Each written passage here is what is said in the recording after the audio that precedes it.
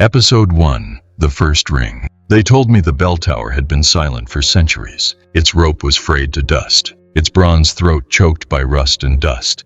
And yet, that night, I heard it. It was just past midnight when the sound cleaved through the village like a blade of iron. A low, trembling toll, not meant for prayer, nor for mourning the dead. This bell was different. It carried weight, not of grief, but of judgment. I remember how my skin prickled, how the air itself seemed to tighten, as if God had turned his gaze toward us with suspicion. I ran outside, barefoot, the stones cold beneath me. The whole village stood in the square, faces pale, eyes locked on the old church tower. The bell rang again, shaking the night, and then it spoke, not with words, but with something worse. It whispered a name. Elena. The sound wasn't loud, it was inside us. Every ear caught it, every heart clenched. Elena was just a girl, barely 17, who lived near the edge of the woods. Her mother screamed, rushing to shield her, but there was nothing to shield against. The crowd parted as Elena stumbled forward, tears streaming down her cheeks, her hands clutching at her ears as though the sound was still inside her skull. The priest tried to calm everyone, raising a crucifix and declaring it a trick of the devil, but his voice cracked with fear. Because we all knew the stories, the ones the elders whispered but never admitted in daylight. They said the bell had once been forged not to honor the dead, but to bind the living, to call them out for sins they never confessed. That night, Elena vanished.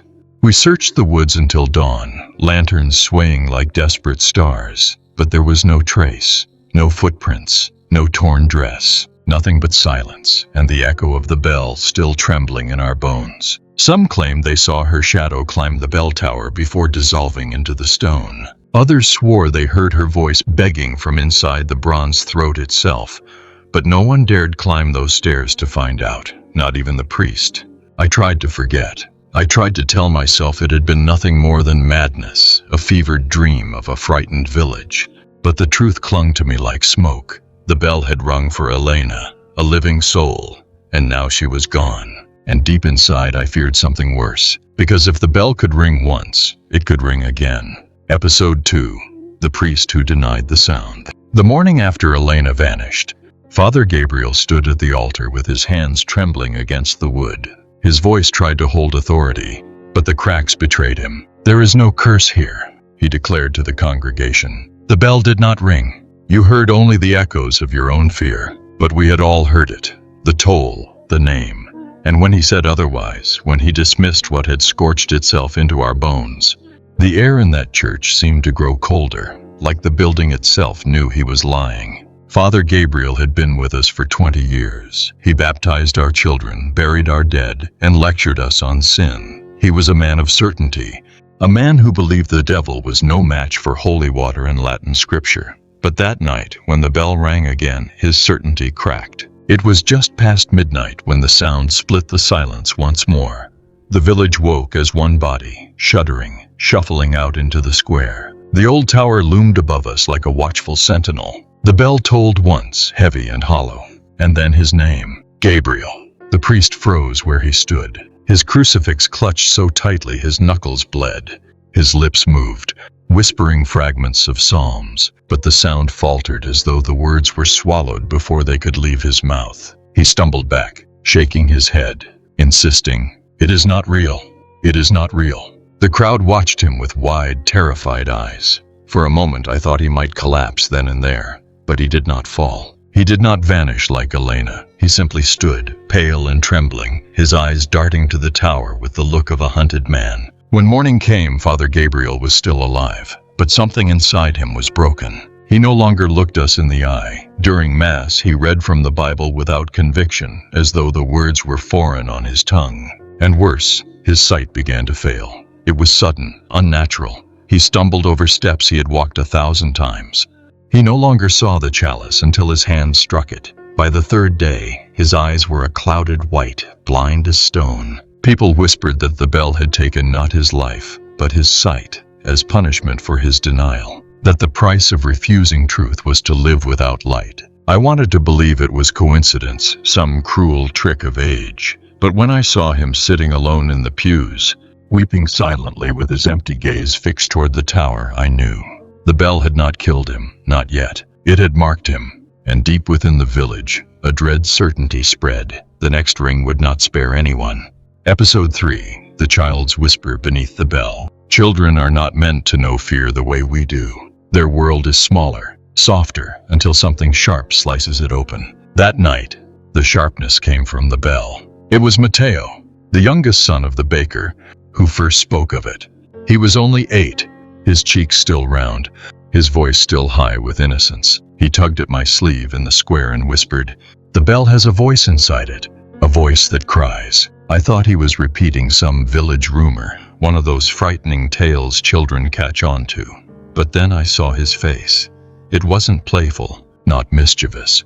His eyes were wide with a terror that didn't belong to a child. He told me he had gone near the church tower while his father was asleep, drawn by the echo of the midnight ringing. The bell was still vibrating when he pressed his ear against the cold bronze, and from inside, beneath the hum of metal, he heard sobbing. "It was a girl's voice," he said. "She was trapped in there. She begged me to let her out." My blood ran cold. Elena. The villagers scoffed at him, told him children imagine things, but I couldn't dismiss it so easily. His small hands shook as he spoke. He kept covering his ears, muttering that the crying hadn't stopped, that it was still in him, as if the bell had planted its weeping inside his skull. The next midnight, when the village gathered again in dread silence, I looked at Mateo. He clung to his mother, sobbing before the sound even began. And when the bell rang, deep and cruel, his body convulsed as though it had struck him alone. The bell tolled once, then again, and stopped.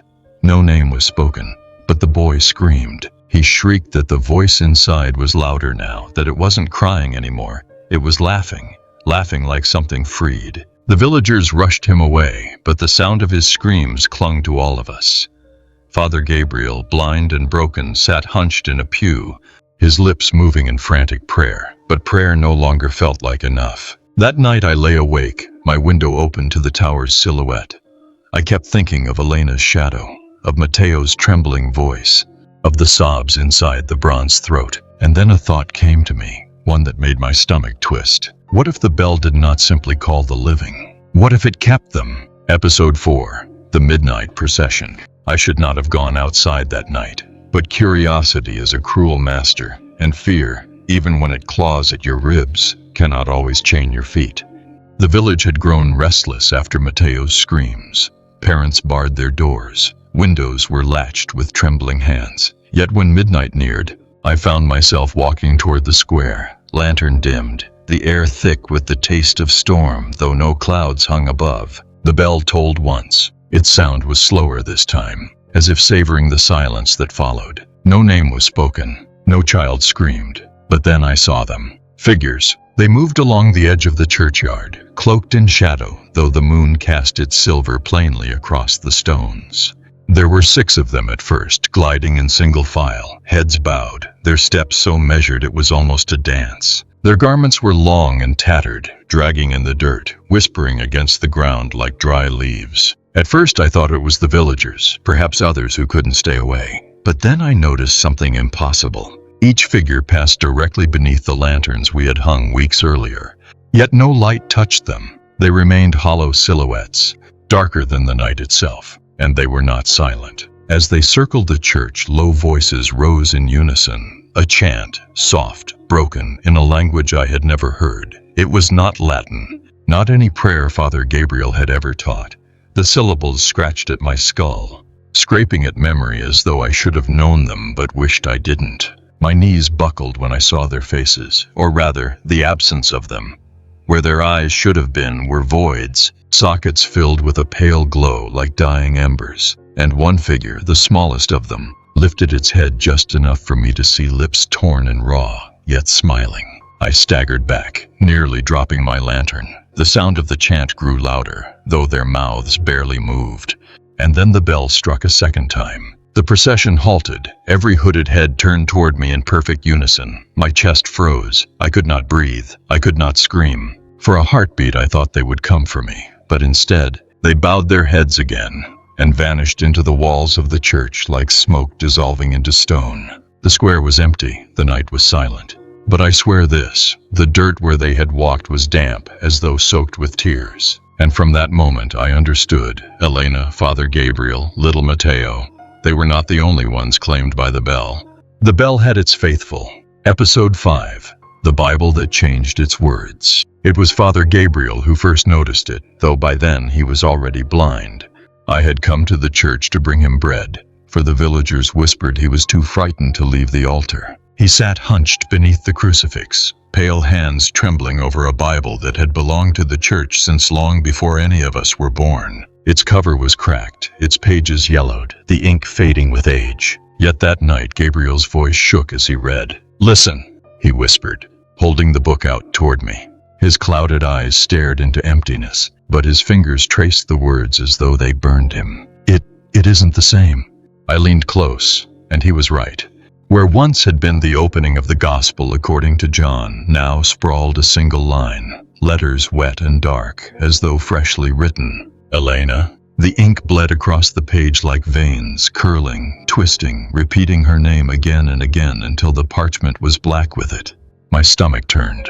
I tried to flip to another page, desperate for scripture to steady me, but the next leaf bore no verse, no psalm, only a new word scratched into its surface. "Gabriel." I slammed the book shut, my heart pounding, but it was useless. The words had already seared themselves into me. This was no ordinary Bible. It was a ledger, a record of the living claimed by the bell. The priest's lips quivered, muttering fragments of prayers, though they sounded hollow, meaningless. "It changes," he told me. "Every night after the toll, it changes. The names appear before the bell speaks them aloud. I can no longer see them, but I feel them carved into my mind.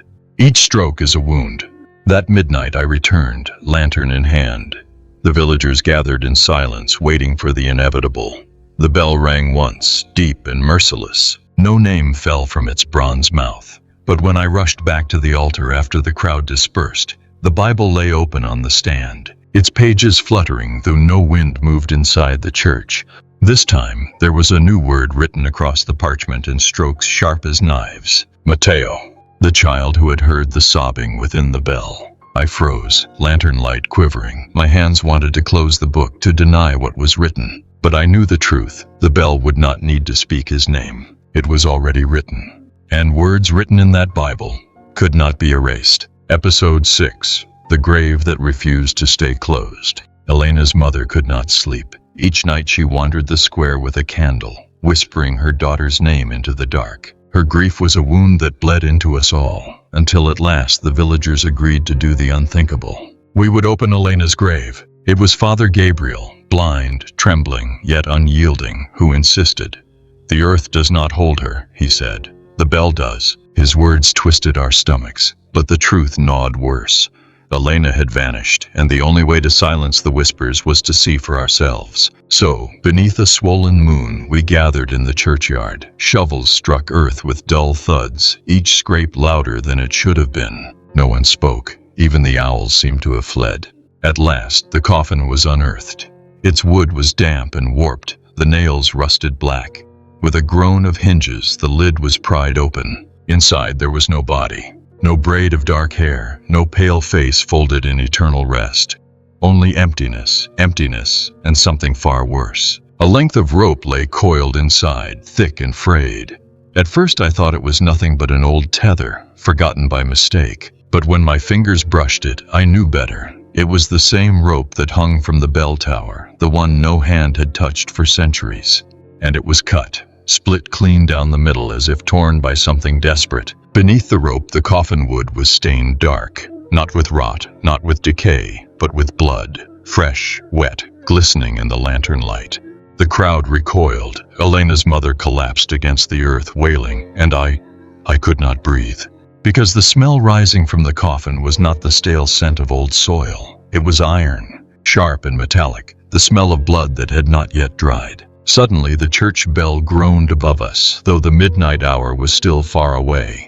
The tower shuddered, dust falling from its stones like ash. And then we heard it, a voice, faint but clear, echoing from within the coffin itself. It was Elena. "Help me," she whispered. Her voice was muffled, as though pressed against wood, pressed against metal, pressed against something inescapable.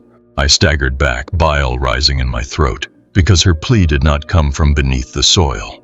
It came from above, from the tower where the bell loomed like an executioner's blade. We buried the coffin again, though none of us believed we were burying Elena. We buried fear. We buried guilt. We buried a secret we dared not speak.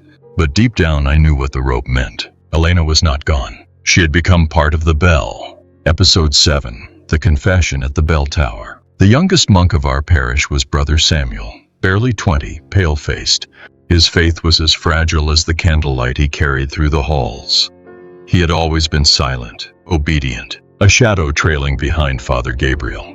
But on the 7th night, when the bell threatened once more to shatter our sleep, Samuel broke his silence. I found him kneeling at the base of the bell tower, shoulders trembling, lips moving in a confession no priest had asked for. "They never told you," he whispered when he saw me. His eyes were red, his skin damp with sweat. "But I know. I read it in the archives. I read what the elders burned." The storm lantern flickered between us, throwing long shadows against the stone. His words came fast, like a man who feared his own tongue might be stolen before the truth could leave it. "The bell was not forged to call the faithful," he said. "It was cast in the blood of the unrepentant. Those who would not confess their sins were taken, bound, and bled into the mold. The bronze drank their lives, and in return, the bell became their prison." My throat dried. His voice was raw, filled with the terror of memory he had never lived, but somehow carried. "That is why it calls the living," he continued. "It rings not for the dead, but for those whose sins have not yet been spoken. When the name is called, it means the blood inside has found its kin, and it will not rest until the soul is chained within the metal." The wind shifted and I swore I heard something above us, like the faintest weeping from the tower. Samuel clutched my sleeve, his nails digging into my arm. "You must understand," he pleaded. "Every time it tolls, another sin is demanded, another life is bound. The tower itself feeds on silence, on what we keep hidden. That's why it cannot be stopped." I wanted to deny him, to call it madness. But the memory of Elena's grave, of Father Gabriel's blindness, of Mateo's screams, they chained me to belief. Suddenly the bell groaned, not yet midnight, but it shifted as though eager, impatient. Dust rained down from the rafters. Samuel fell to his knees, weeping. "It will ring tonight," he said, "and when it does, another name will be spoken. Another secret will bleed into its bronze." I turned to flee the tower, but his voice followed me, breaking like glass. "I have not confessed either. If you hear my name, do not pray for me." The bell began to stir, its iron heart shivering in the dark, and for the first time I realized confession was no salvation here. It was already too late. Episode 8. The night the bell rang twice. Until that night, the bell had always rung once. A single toll, a single name, a single fate sealed in bronze. But the 8th night shattered even that pattern, as though the thing inside the tower had grown hungrier, restless for more. The air was heavy long before midnight. Clouds gathered over the village, though no storm had been forecast. The sky pressed down on us, swollen with silence. Mothers clutched their children. Doors were barred. Prayers whispered through cracked lips. We all knew the hour would bring pain, but not how much. The first toll came with the sharpness of an executioner's blade. It rattled the bones of every house, sent dogs howling, and froze every breath. Then the voice came, curling like smoke into our ears. Samuel, the young monk, the boy who had confessed to me in the tower. Gasps tore through the village, but before grief could settle, the bell shook again. Its bronze mouth opened a second time. The second toll, Lucia. 2 names, 2 souls, 1 night. The villagers broke into panic, some screaming, some rushing toward the church, others fleeing from it. I stood frozen, lantern trembling in my hand, because I knew Lucia. She was no sinner. She was a child, barely 10, who spent her days weaving flowers into crowns. What could the bell want with her? Samuel collapsed to the earth where he had been kneeling, his face twisted not with surprise but with acceptance. "I told you," he whispered. "It was only a matter of time." His voice cracked into sobs. "Forgive me, Lord, I never confessed."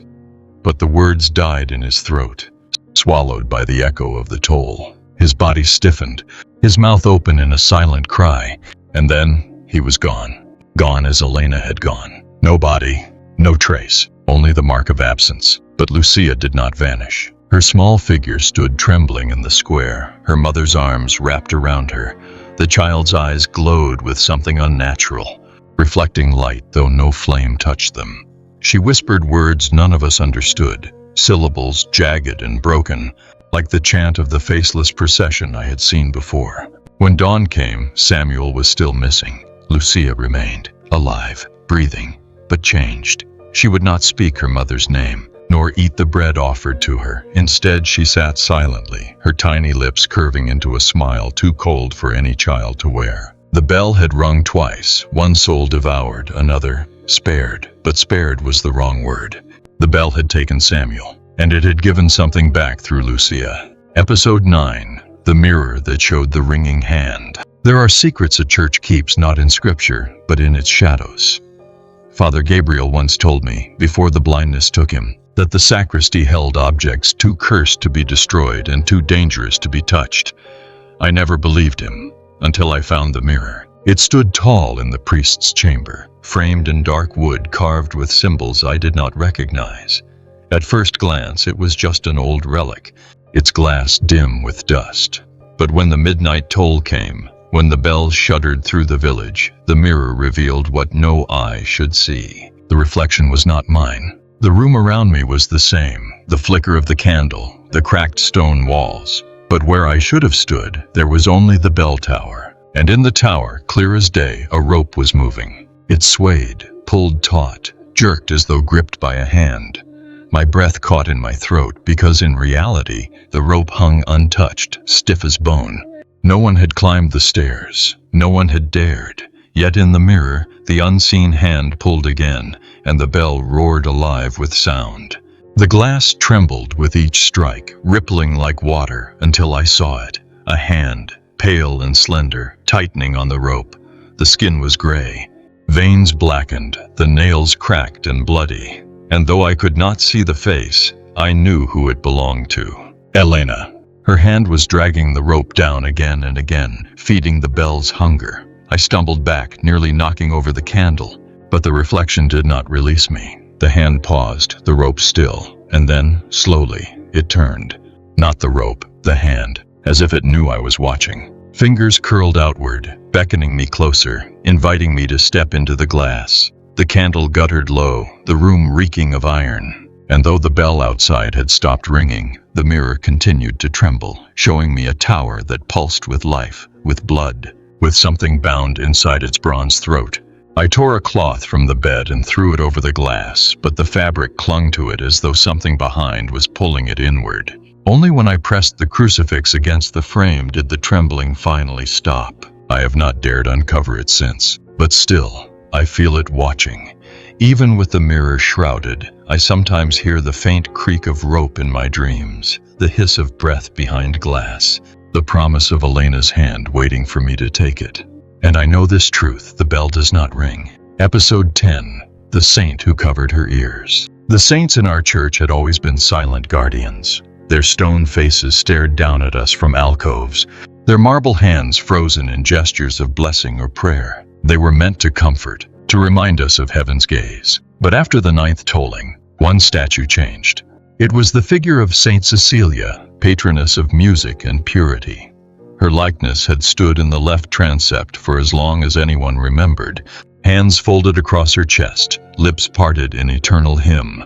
But when I entered the church that morning, something in the air made me stop cold. Her posture was different. The stone arms that once rested calmly at her breast were lifted now, bent awkwardly, her hands pressed hard against her ears. Her mouth was open wider, not in song, but in a scream that could not be heard. I staggered back, nearly dropping the candle. Had the sculptor carved it so?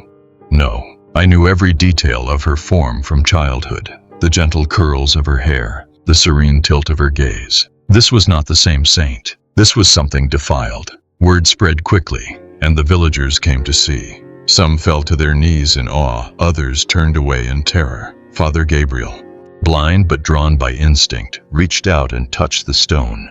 His withered fingers trembled against the altered shape, and he whispered, "Even the holy do not wish to hear it." That night, the bell rang again. Its toll thundered through the rafters, and as the vibration shook the church, The statue's stone mouth seemed to widen. Cracks spread from her lips down to her throat, as though she were trying to scream loud enough to drown the bronze. The children wailed. Mothers covered their ears, and when the toll ended, silence fell heavy, except for one sound, a faint trickle, like water over stone. Blood. Thin rivulets of it seeped from the cracks in St. Cecilia's throat, darkening the marble, dripping down to the floor.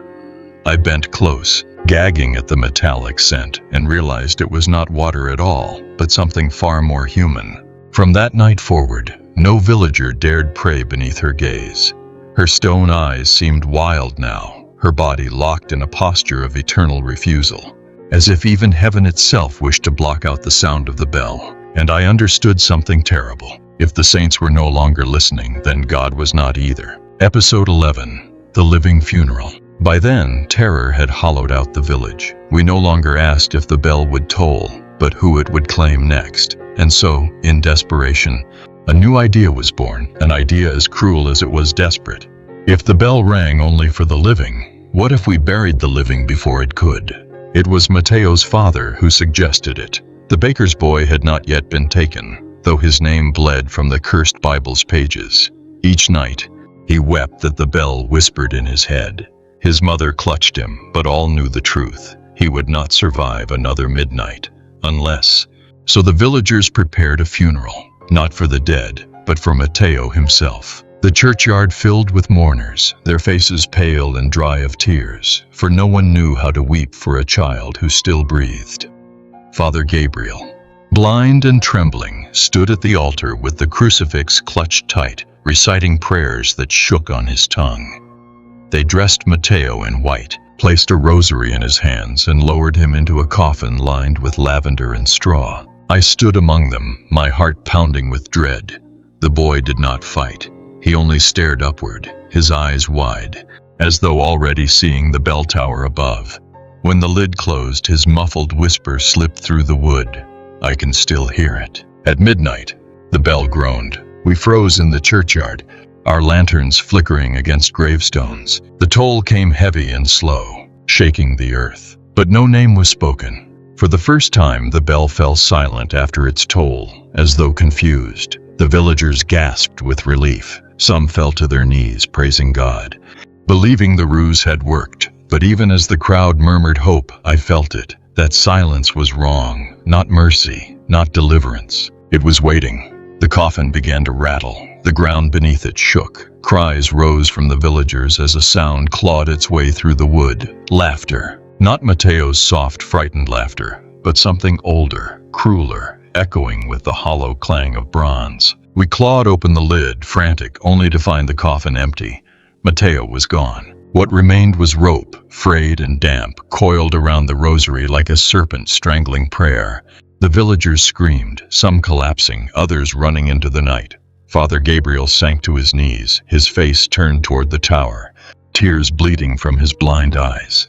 "We cannot trick it," he whispered. "The bell knows the living better than we do." And in that moment I understood. Death was not the price. It was the offering. Episode 12. The blood that stained the bell. I had sworn never to climb the tower. For nights I told myself the distance was safety, that the horror was contained so long as I remained below. But after Mateo's funeral ended in laughter and rope, I could no longer bear the questions. The truth was not in the whispers, nor in the graves. It was in the tower. The stairwell was narrow, coiling upward like the throat of some ancient beast. My lantern flickered, throwing shadows that stretched too long across the walls. Each step groaned under my weight, as though the wood itself tried to warn me back. And always above, I heard the faint hum, the after-ring of a bell that was not moving. At last I reached the belfry. There it was, massive, suspended in the gloom, its bronze surface tarnished with green and black.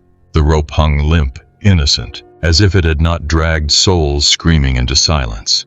For a moment I almost laughed. Could this dull, lifeless shape truly be what haunted us? Then I saw the stain. At first I thought it was rust, but rust does not glisten. Rust does not drip.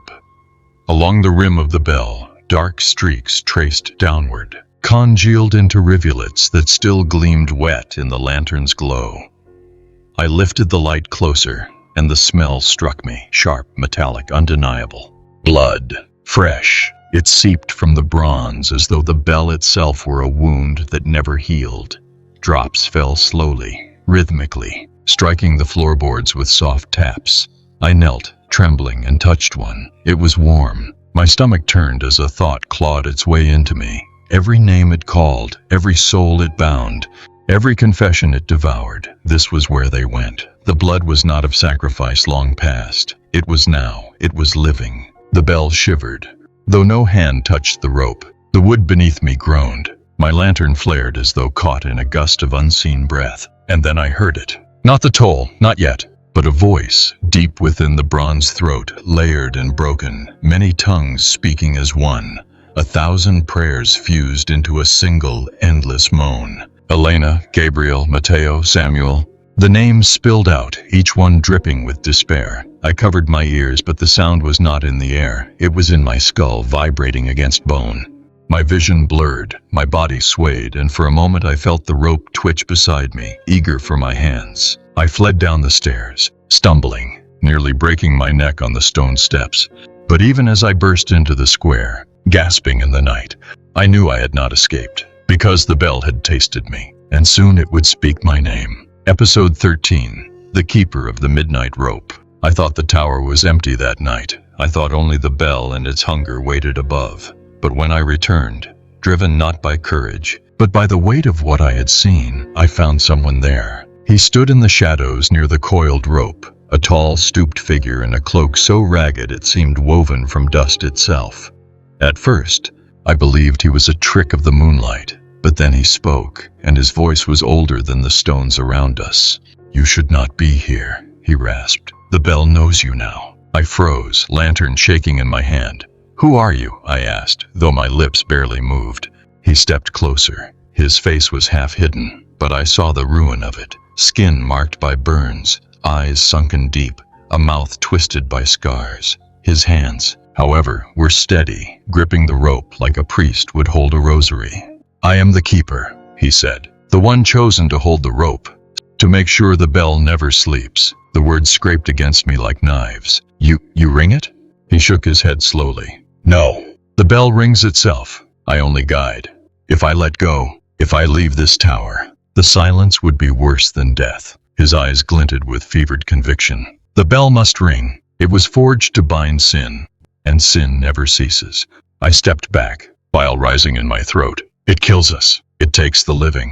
His laughter was hollow. "No, it saves you. Every toll is a confession torn from flesh.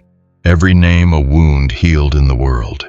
Without the bell, the village would rot under the weight of unspoken sins. It is mercy, though you are too blind to see it." I wanted to strike him, to tear the rope from his hands, but terror held me still. The bell loomed above, shivering faintly, as though listening.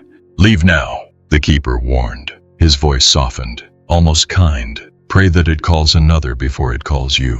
For once the bell speaks your name, not even God himself can drown the sound." And then, as if summoned by his words, the rope twitched. The keeper's hands tightened, guiding it downward. The bronze throat roared, splitting the night with its toll. I stumbled to the stairwell, heart hammering, but not before I heard the voice spill from the bell's mouth. Low, cruel, undeniable. Another name. Not mine, not yet, but close, so close. And as I fled into the darkness, I realized something far more terrifying than the keeper's scarred face. He was not guarding the bell.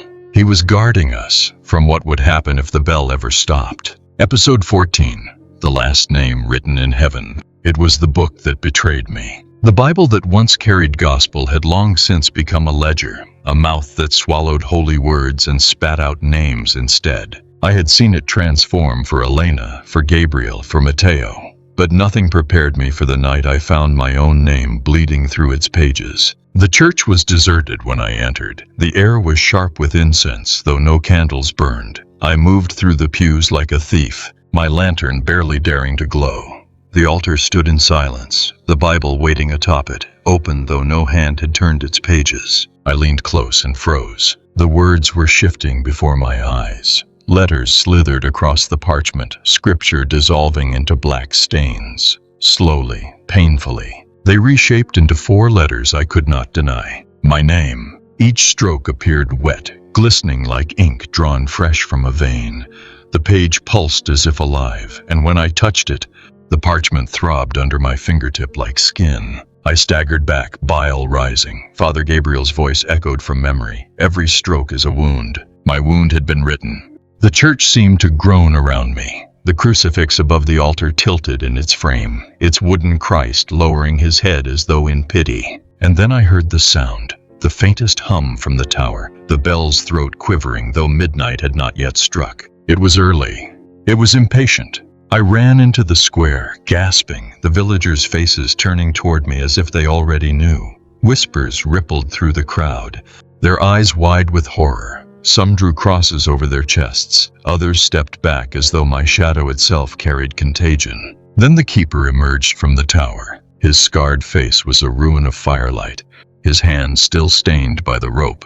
He looked at me not with hatred, but with recognition. "The book has spoken," he rasped. "The bell will not wait much longer." My name was already in its bronze mouth, already vibrating in its hollow lungs. I could feel it, a pressure building inside my skull, a soundless toll that belonged only to me. I pressed my palms over my ears, but the silence was worse, because in that silence I heard the faint echo of my own voice calling back from inside the bell. Not tomorrow, not next week. Tonight. The bell had chosen me, and there would be no escape. Episode 15, The Silence After Midnight. That night, the village gathered in the square with breaths held tight in their throats. They all knew. My name had been written. The bell had chosen me. Some came to watch me vanish. Others came to pray I might not. The keeper stood at the base of the tower, one hand curled around the rope, his eyes burning with grim certainty. Father Gabriel knelt near the altar, blind eyes lifted to heaven, whispering prayers that shook with fear instead of faith. And I stood waiting, my body nothing but a shell of dread. Midnight struck. We braced for it. The thunder, the toll, the bronze throat opening to devour me whole. But the bell did not ring. The silence was heavier than sound. Every second stretched into eternity. The villagers shifted uneasily, glancing at one another, whispering that perhaps it was over, that perhaps God had intervened at last. But I knew better. I could feel it, deep in my chest, like a storm cloud swelling behind bone. The bell's hunger had not ended. It was holding its breath, listening. The Bible on the altar fluttered open without wind, its pages tearing themselves free, scattering across the church like startled birds. Each page bore names: Elena, Gabriel, Matteo, Samuel, until finally they all disintegrated into black ash. Only one word remained, etched into the open cover itself like a brand: mine. The silence deepened, pressing against us until our ears rang. Children clutched their mothers. Dogs howled. Even the keeper's scarred hands trembled on the rope. The villagers begged him to pull, to force the bell to sound. But he shook his head violently. "No," he rasped. "If it will not speak, then it is listening." And then the earth beneath us groaned. The tower shook, its stones splitting with a noise like bones breaking. From the cracks seeped blood, thick, dark, endless, staining the square. Crawling toward our feet, the bell above trembled in silence, its surface glowing faintly red as though fire burned within. I fell to my knees, my name pulsing in my skull, louder than any toll. I begged for it to ring, for the sound to end this torment. But it did not. The silence stretched, and then broke, not with sound, but with sight. The bell's bronze surface split open, a mouth tearing wider and wider, and from its hollow throat spilled shadows shaped like the ones I had seen before in the midnight procession. Faceless, voiceless, countless. They poured into the square, their hands reaching, not for the villagers, no, for me. The crowd scattered in screams. Father Gabriel collapsed, whispering the last prayers his lips could form. The keeper wrapped himself in the rope, sobbing as though strangling himself would keep the tower whole. And I could not move. Because in that moment of final silence, I understood. The bell had never wanted my life. It wanted my voice. And as the shadows closed in, I heard it, the first toll since midnight. Not from bronze, not from rope. From my own mouth, wrenched open against my will. The bell rang through me. and it has never stopped ringing since. Epilogue: the bell still rings. They buried the tower after that night. The villagers swore the ground with salt, tore the ropes to pieces, and sealed the ruins with stone. No prayers were offered. No hymns were sung. Only silence. They thought if the bell was hidden, if the tower was forgotten, the curse would starve. But curses do not starve. I know, because I am still here, not among them, not beneath the soil, but inside the silence. The bell rings through me now, and every time midnight nears, I feel it coil tighter around my voice, dragging names I have never known into my throat. Last night, I spoke one aloud, a name that did not belong to our village, a name that belonged to yours. And I heard the faint echo, your walls trembling, your bones shivering, as though the bell had found you across the dark. The villagers think they buried the sound, but sound cannot be buried. It only travels. So if, when the clock strikes 12, your house quivers though no wind moves, if your own name crawls like fire in your skull, do not look to the tower. The bell no longer hangs there. It hangs inside the living. And tonight, it may hang inside you.